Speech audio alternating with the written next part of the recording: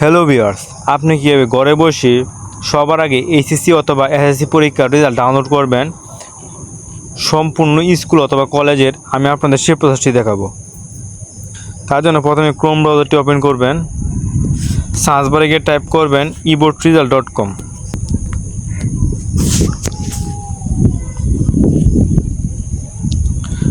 তারপর আপনাকে এরকম একটি ইন্টারফেসে নিয়ে আসা হবে।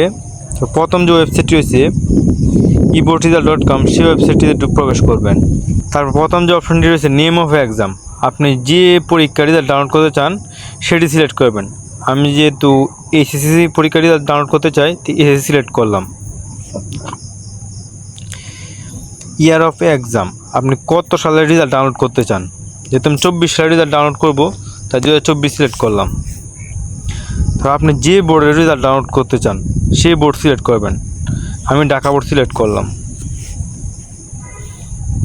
তারপর রেজাল্ট টাইপ, এখানে আপনি ইনস্টিটিউশন রেজাল্ট এটি সিলেক্ট করবেন।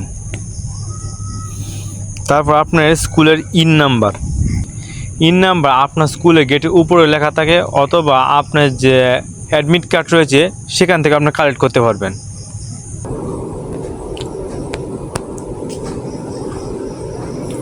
তারপর উপরে যে ক্যাপচা কোডটি রয়েছে সেটি এখানে ফিল আপ করে দিবেন। তারপর ভিউ রেজাল্ট এই অপশনে ক্লিক করবেন।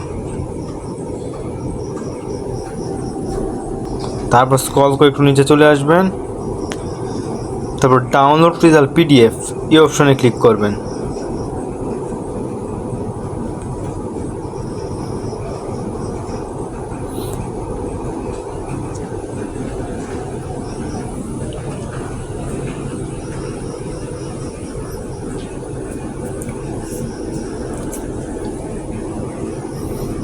দেখেন সম্পূর্ণ স্কুলের রেজাল্ট ডাউনলোড হয়ে গেছে।